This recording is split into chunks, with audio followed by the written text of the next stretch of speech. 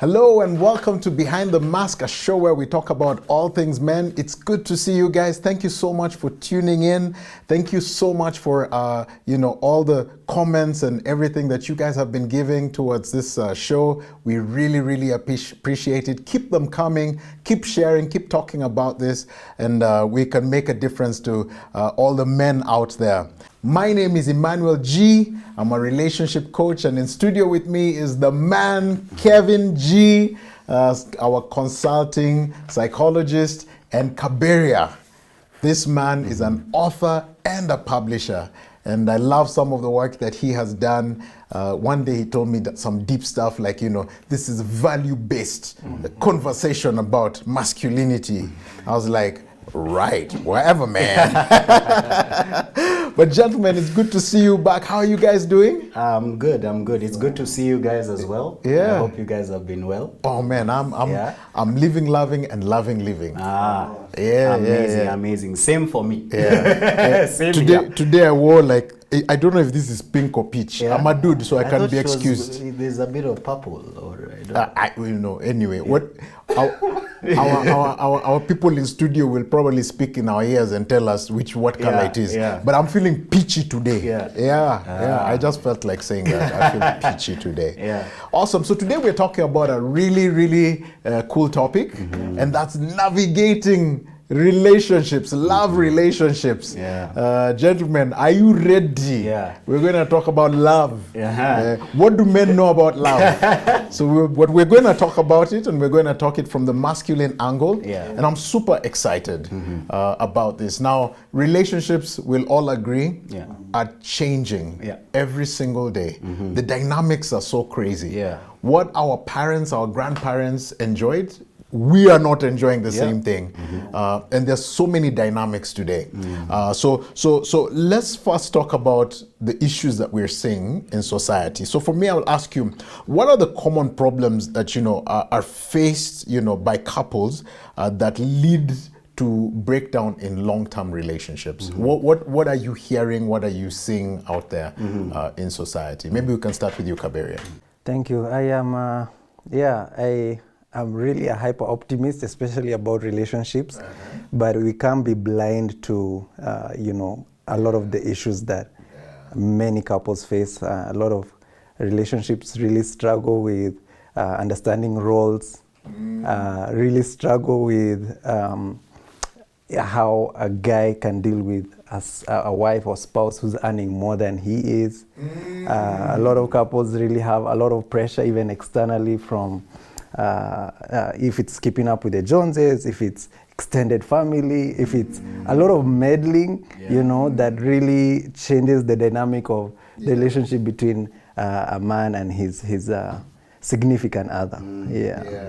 True. Yeah. And even to add to that, if I'm to narrow down to two things that I've seen a lot, communication and expectations. I feel like one, there's a lot of miscommunications in relationship breakdowns. There are some people, when they're talking about I feel this way, they hear you're doing this to me, so it becomes now a whole other narrative, and it causes issues and things like that. In terms of expectations, are you on the same page? Do you know what I expect from you? Do you know what you expect from me? And is it practical as well? So I think communication and expectations play a massive role in terms of making or breaking the relationship. I like what both of you have said.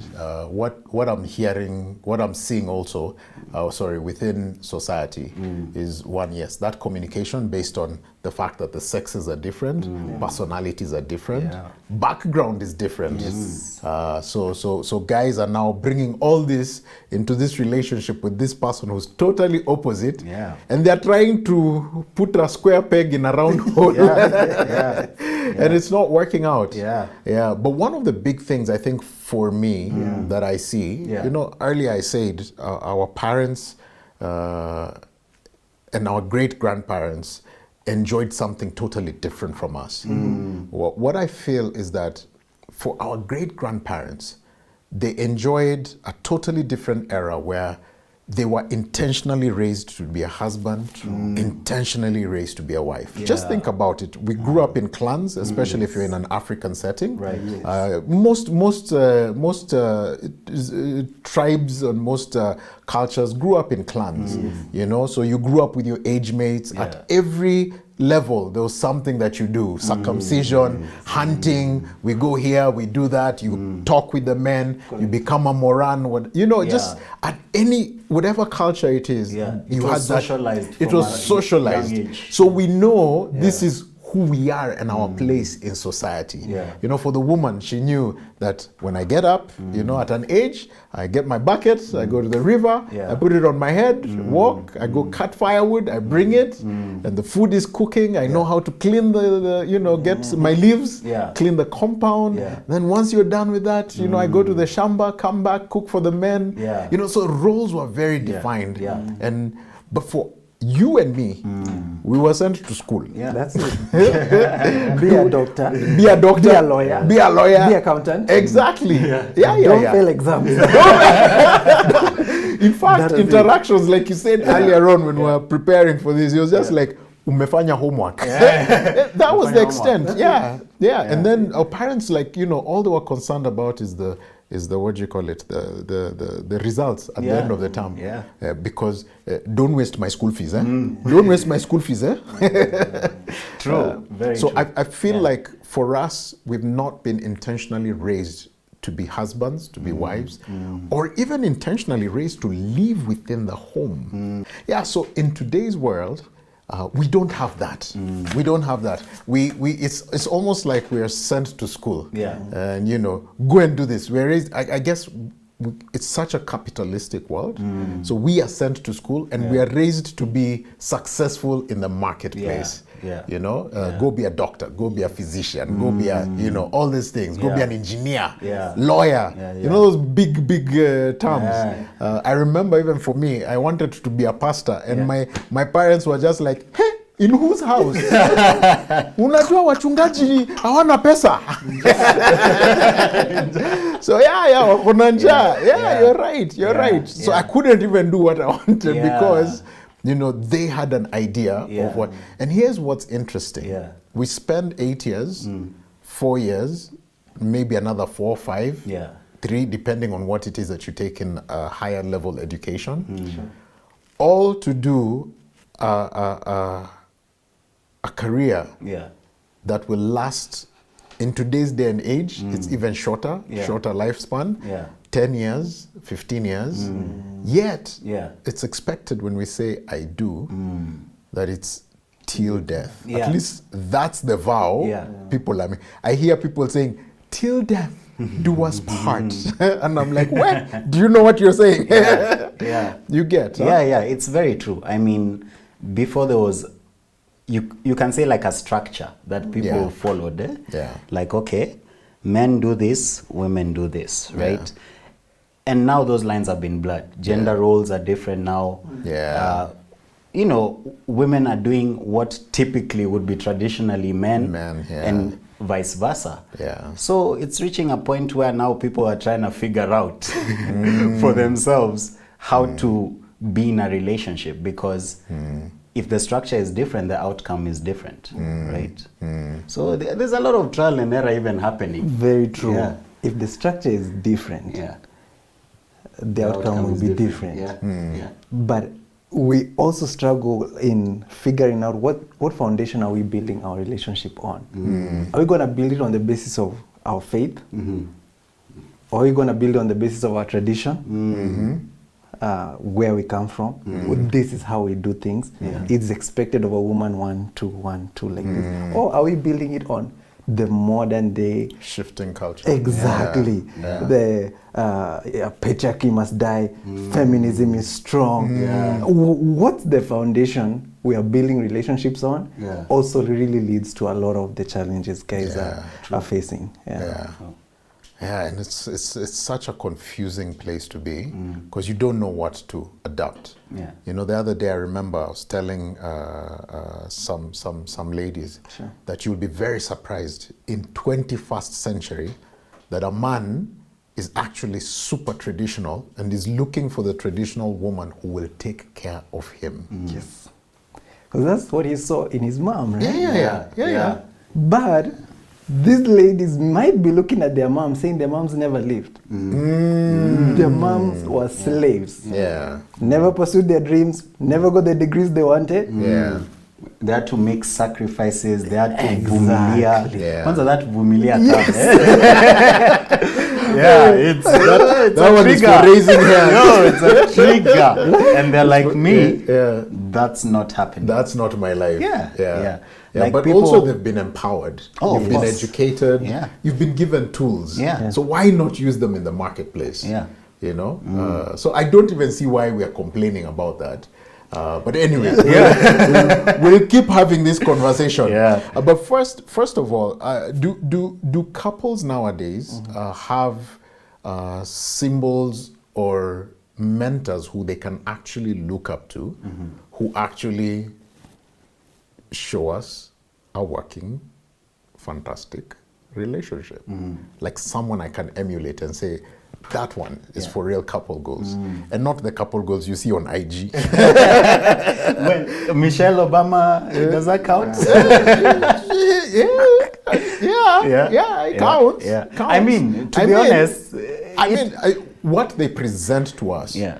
man, it's like for real couple goals. Yeah. They're always together. They're always romantic and huggy, touchy, feely, Yeah. complement each other. They look like they support each other Yeah. quite a bit. Yeah. So I think yes. Yeah. That's Because, I mean, for a long time, there was that narrative of Michelle Obama, but I cannot think of anyone else, to be honest. by the way. The list Can has you ended for me think there. of anyone, Kaberia? Like Yeah. for real? I look at like my grandfather. He was married for 50 years, but beyond, it's really few and far between. Your grandfather's been married for 50 years. Yes. When my grandmother passed away, they were married. It's 50 plus. Yeah. And so yeah, that's for me. I would be like telling my fiance, 1 hour. Yeah. What did you see? I think for me, just the consistency and the stability that their relationship portrayed, that for me was just like massive, man. Massive. Pet names, imagine. They had pet names. Their pet names. Yeah. Very tender names. Guka. I tell you guys, Not Baba levels. Guka. Levels are there. So for me, that was like really something. Yeah. And really good precedence for me. So but beyond that, I think if we look at like our age group, probably your generation, it will be so difficult to be like. Yeah. Wait, my generation, what are you trying to Have you say? seen any? What are you trying to say? By the way, I feel offended. But I am walking out of this. have you seen any role models, or would you say there's any couples that have inspired you? Or, You know what? Huh? yeah. Unfortunately, almost every relationship that I know, even the ones that have lasted, have got so many issues. There's one that I thought was for real couple goals until one day I was sitting in a different setting, and then I realized the guy actually had some side people, side humans. And even the women nowadays have their side humans. There was one I sat and I thought this is for real couple goals. And she was sleeping with the driver,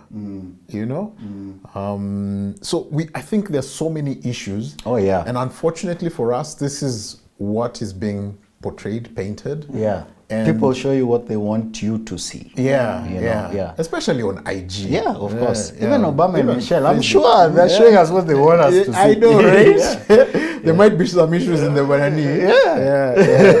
Yeah. But at least they're doing a good job. They're doing a good job of, True.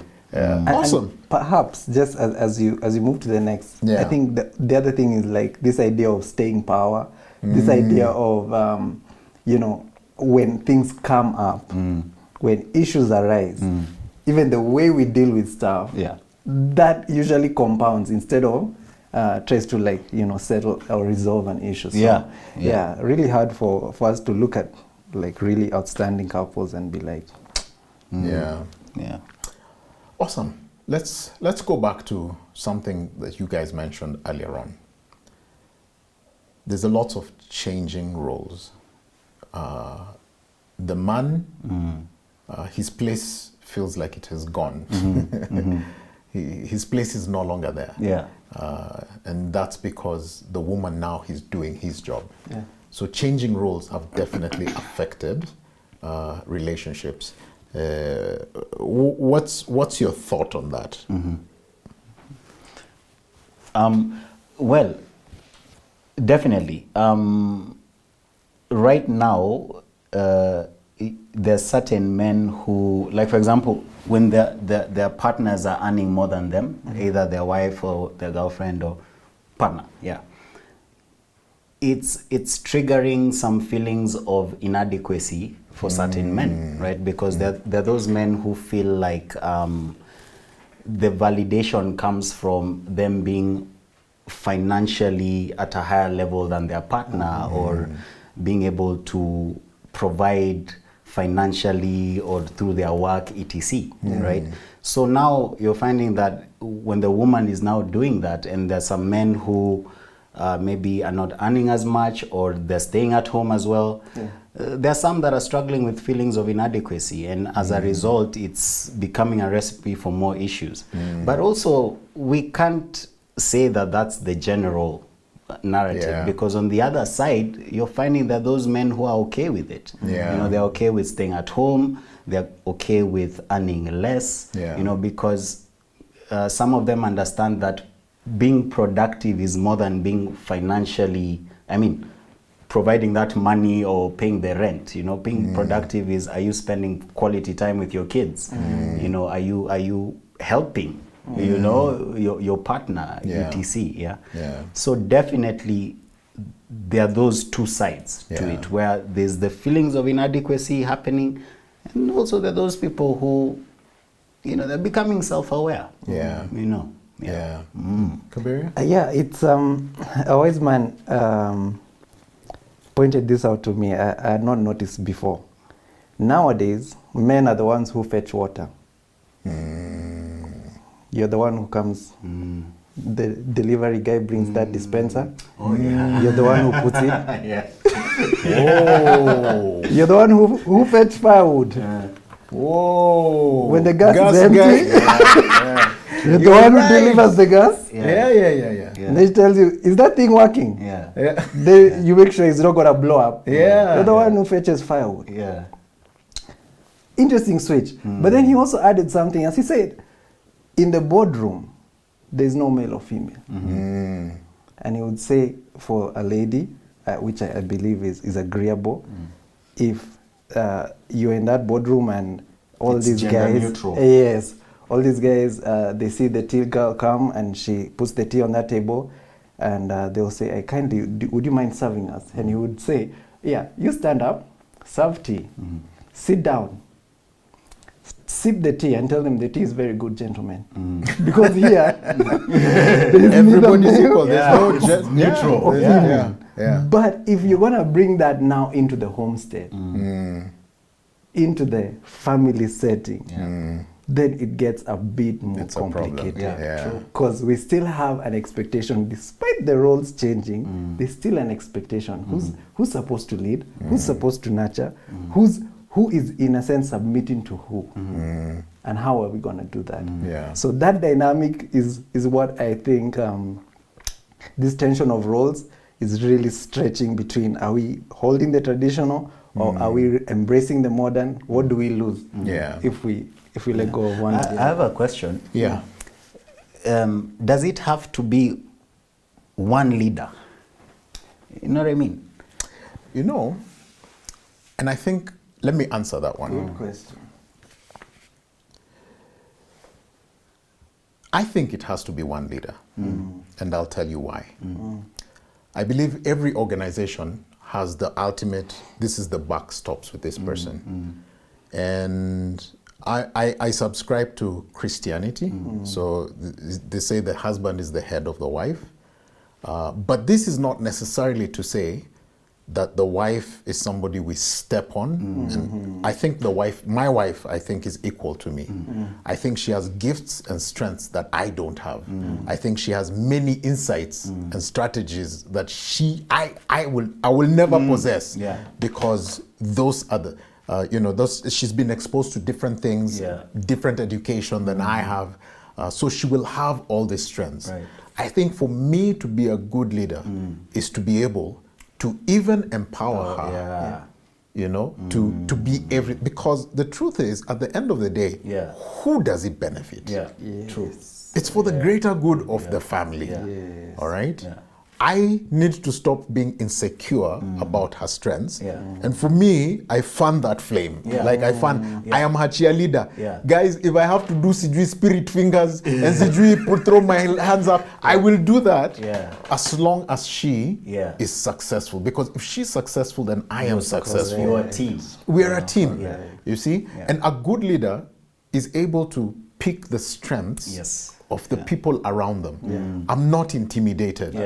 For example, if we are leading this organization and I'm the leader, if it's something to do with psychology, I'm not going to deal with it. I'm going to call my boy Kevin. Kevin, sasa, hapa, iko shida. Tusaidie. I'm not going to try and do it on my own. So it's important for us to realize that. Plus, I also think that the way we see things is very different. Right. Again, let me go back to this very Bible that has been beaten up quite a bit. All right? Now, have you ever heard of people saying, I want a Proverbs 31 woman? Oh, yes. You've heard people say that? Yes. Has anyone ever read Proverbs 31? Do you know that's today's feminist? What does a Proverbs 31 woman do? She not only fixes the house, she's hustling, she buys plots and land, she goes and does business, she's constantly doing for the home. We want a Proverbs 31 woman, but we want a subdued. Come on, guys. Celebrate your woman. Empower her. Push her to to do everything that she has, she's supposed to do. And you know what's beautiful about women? Is when they do it, they bring it back to the family. Men, you guys, style up. I think also a lot of men think it's a challenge to their masculinity, and that narrative needs to be broken. But you see, who created that narrative? Who created that narrative? I think that's where we need to know, and we need to now start educating people so that they think right. Okay. I believe we each have strengths. My wife has strengths. I have strengths. For example, in my home, I am the primary cook. It's not my wife. Everybody else has a problem with it. Parents and Nini and society and stuff. But in our home, me, I'm a chef. I love cooking. I don't karanga, I saute. Hello. Hey. You don't chemusha. I don't chemusha. You steam. I steam. But awesome. This is a good conversation. We need to pay some bills. So good people, we'll go on break and we'll be back from break. And after the break, we're just going to be talking about maybe what can solutions or what can we do different to resolve these issues. We'll be right back.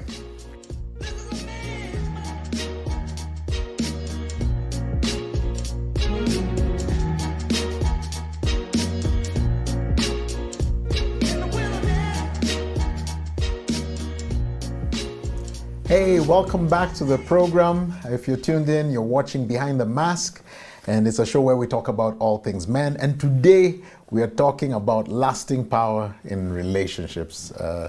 And we've talked about many things. We've talked about some issues that we see people struggling within in relationships. And now we want to go and see, can these things actually be resolved? Can these things be sorted, like we like to say? So the first question I want to ask is, what are ways in which couples can identify problems, as they arise and address them in a way that is healthy, you know, for their relationship and not destructive. What do you think we can do as couples, especially from the male perspective? What can we do? Well, let me go first. I think it's wisdom. It's wisdom. One of the things I learned a bit early in, I've not been married very long, but one of the things that really helped me personally was realizing that I can actually, Kiswahili is the best way, nishuke tu chini. Just slow down a little bit. Slow down. Take an effort to try and understand the perspective your spouse is coming from. We are wired so different as male and female, and so we are naturally gonna see stuff very different, you know. But if I just calm down, just take a step back and be like, okay, let me get you. It was offensive for you that I did not do X.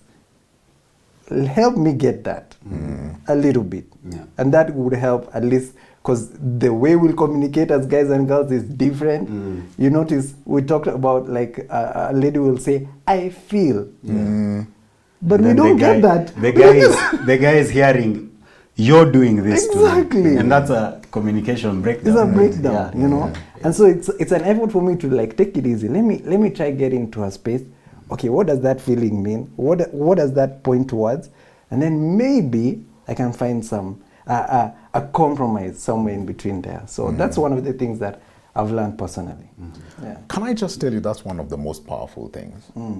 You know, the most unfortunate thing is, again, as I said earlier on, there's men, we're genders, we're two different genders. Men are wired one way, women are wired one way. We see everything from our perspective. Sure. All right? So the man, well, and this is stereotypically, it doesn't always happen this way, but the man will see it from a rational, you know, a very rational, linear way. Black and white. It's black and white. Yes. You know, they And say that. shoot for a solution. Exactly. And the women, or rather a woman, they tend to have emotions, and the emotions will take it this way. You know, where a man is looking this way, the woman will go from here. In fact, even her story will go to point A, it will reach M, and then it will come back to B, and then it's a little bit rounded, and men can't comprehend that. Now, if you ever sat down and began to ask leading questions so that you could understand, I think you'd resolve a lot of issues. Let me tell you, that's one of the things that has changed my marriage. I remember, my wife used to call me holier than thou. We start an argument. Let me tell you, my hairs are rising. Just look, you can see. My hairs are rising. We start a conversation. All of a sudden, holier than thou. And I was just like, he holier than thou. What do you mean? And I always thought it was an escape mechanism, that she would use this so that she gets out of a conversation. Until one day I stopped and I was just like, okay, this woman has been saying holier than thou for 7 years. It took me 7 years, guys. Wow. And that's how sometimes women are. Please, vumilia. Sorry. But it took me 7 years. And one day I just sat down and I asked her, okay, please explain to me why you say holier than thou. At the end of that conversation, one of the things I learned is that, one, I don't listen. Two, when I respond as if I'm talking down and at her, because I'm a man, I'm the male, I'm the leader. It's not treating her as an equal. And when she told me that, it actually broke me. And I was just like, oh snap, I've been doing this to her, and I've been expecting this woman to love me like I've put expectations on her. You understand? So that day changed a lot of things in terms of how I, you know, anytime we're in conflict, I will ask questions. I will repeat, is this what you are saying? Is this what you're saying? Am I hearing you right? Is this what you're saying? She'll say, no, this is what I'm saying. Is this what you're saying? Please, babe, just be patient with me so that I understand, so that I know what the issue is. That what you said is a very powerful thing. And if a lot of men did it, I think that actually not just men, I think also women, just to try and understand what their man is saying. If a lot more of us did that, we would change conflict to actual conversations. Pick your battles. Yeah. It will change to conversations. That's a powerful thing. Yeah. And let me add another thing. Please fight fair. It's good. Fights can actually make your relationship stronger and more robust and foster intimacy if you fight fair. Yes. But don't one of the things in our premarital was presented is the issue is an issue. Address it as an issue. Yes. You came home late. You always come home late. Those are two different things. True. Right? True. You always come home late. I came home late. Deal with the issue before. Inakuwa very personal attacks. Inakuwa directed and pointed. You know, it needs to be like. And that takes time, and that takes work. But if you learn to fight fair, then you really learn how to grow together and give each other room. Just to add on that, I think it's even more to your point, and even more to your point as well. You're both a team versus the issue. It's not a competition or you versus your partner, because at the end of the day, this is an issue that is affecting all of you.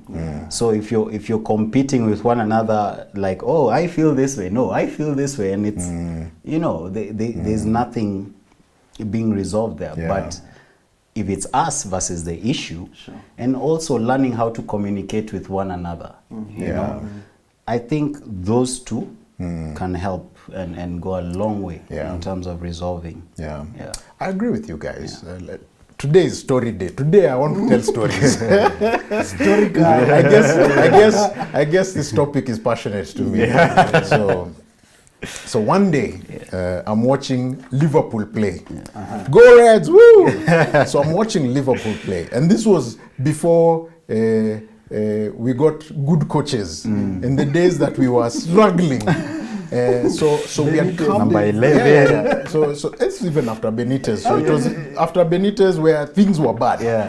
We were getting 7th and 8th and 10th, 11th, and I was a frustrated man, very frustrated man. So anyway, I'm watching one of the games, and I'm watching, and the thing is going, and I'm almost kicking the table because I watch passionately like that, So anyway, my wife comes and, hey babe, I'm like, can we talk?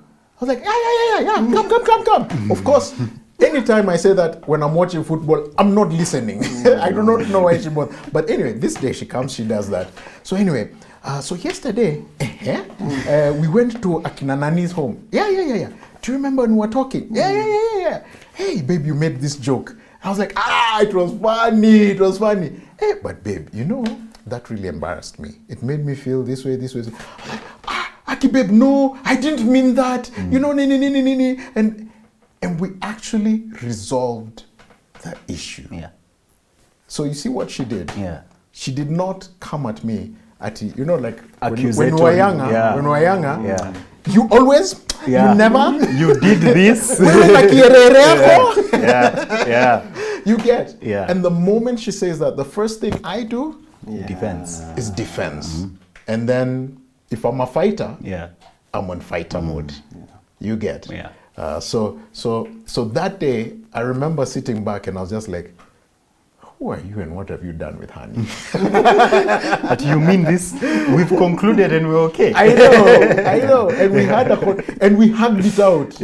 We hugged it out. And I even made a way forward. I will not, when we're in front of people, I will not do this. I will not do that again. So that's actually very, very powerful. Hey, today you guys are on a roll, but I thought I was the one who was going to be saying all these things, but you guys are the ones. Well done, gentlemen. Osmosis, I'm proud of you. Osmosis. It's coming like this. So let me ask, when is it okay to have outsiders come into your relationship? Like, I'm thinking about therapists, yeah. advisors, mentor couples, you know, parents. Do we invite parents? Do you go to the pastor? That one is a struggle for many. In fact, just today I got a long message where I went to the pastor, we poured out everything, and all he did was just pray for us, and he left us. Yeah. So do we go to the pastor? What do Yeah. we do, good people? And when is it okay for us to invite insiders into our conflict or whatever the issues we're going through in relationships? Maybe we can start with you, Kevin. Well, I think that okay, it's for the couple to decide, right? Because I don't think that, for example, let me use the example of therapy, right?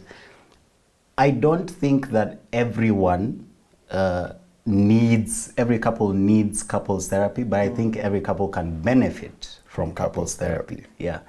You don't have to be going through an issue to even go for couples therapy, to be honest, you know. It can teach you how to communicate, how to bond better and things like that, right? But also there are those people who they've tried to work on things, like the couple, they've tried to work on things themselves and they keep on getting stuck, or they keep on being in the same cycle, or they never conclude. I think in that situation, having someone to come in, someone preferably neutral, you know, someone who doesn't have like a bias, where they can help mediate the situation and help them resolve or agree to disagree, etc. Right? So I would say it depends on the couple. It doesn't have to be at things are thick. You know, let's go see someone else. It could be at any onset. But I think also if you feel you guys have tried everything, you've tried to talk, mmejaribu, you know, like quality time, all this, and nothing is happening, or it's limbo, then now you try and bring someone in. Preferably neutral. Couples therapists, maybe. And men need to hear that. Because the way we are wired as men is we provide the solution, we come up with the solution.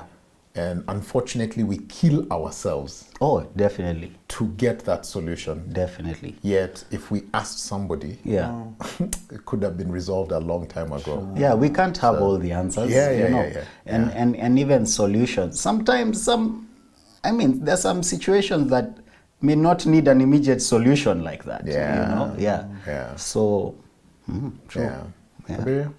I really agree with Kevin. I'm also of the school of thought that your boundaries should be well guarded. Well guarded. What goes on between a man and his wife goes on between a man and his wife. You would not really know the extent of you don't know that, right? And so for that reason, I would really encourage guarded boundaries.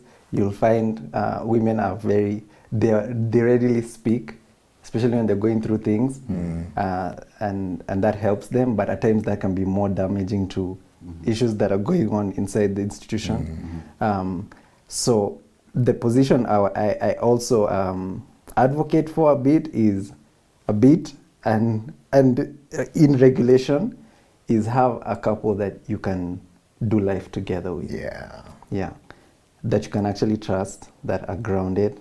They may be your peers or a bit older than you. Ideally, you know, the people who was Mamilizi, the guys who stood in in your lineup, best couple, your best couple, or even the guys now who are your age and maybe just got married around the same period. It would be so cool for you guys to do life together. Actually, that's a powerful thing. That means you think through who's going to be on your lineup. You need to. You need to. Is this someone reliable? Is this somebody invested in my success, invested in our success as a couple? You know, that whole dynamic of, hey, we got married and now all my single friends, I can't hang out with them.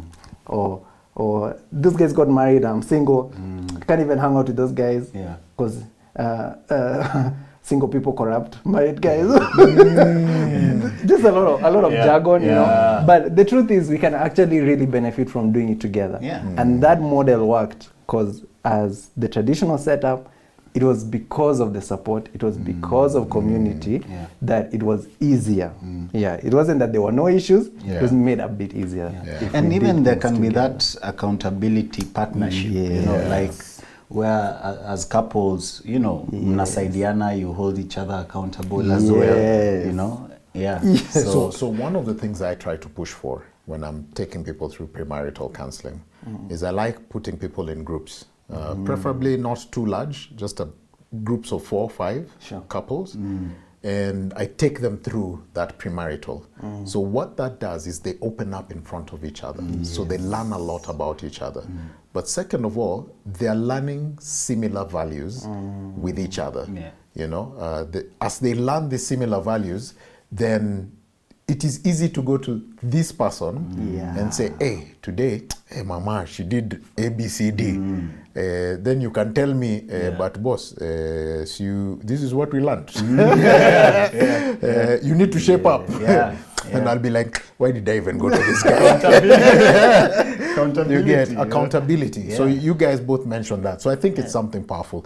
I think from the moment that you're dating, it's important to have, but to have not just anybody, but have somebody who's, I don't want to say an authority because I don't know if there are that many authorities, but somebody who at least is knowledgeable, somebody who you have seen does it and it has worked in their relationship, and they're grounded. You know, just like you said, the earlier you have one, the easier it is for you to keep coming to this person, and the person can, because they have a history with you, they're able to say, okay, but you remember A, do you remember B, do you remember C?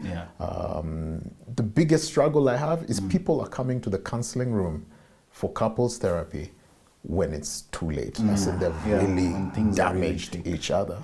And it's quite unfortunate because I don't know what to do with them at this point. I mean, you're so hurt that by the time you're trying to get somebody to heal, that's probably another 10 years journey. And they don't have that 10 years to hang out with each other. It's already super toxic. So good people, I think it's very good for us to consider that. Now, guys, this topic is just so huge, and hopefully we can talk a lot more about it. Time has gone, and so I guess you just allow me to end it here.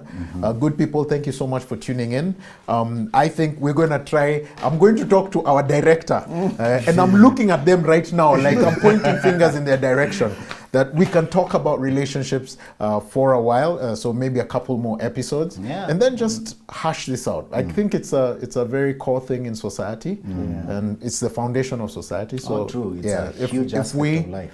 If we can get it right, especially from the masculine point of view, then I think we will have a better society. Awesome. Thank you guys for tuning in. My name is Emmanuel G. I've been your host, along with Kevin G. and Kaberia. And it has been an honor taking you through this topic. Until next time, we're out.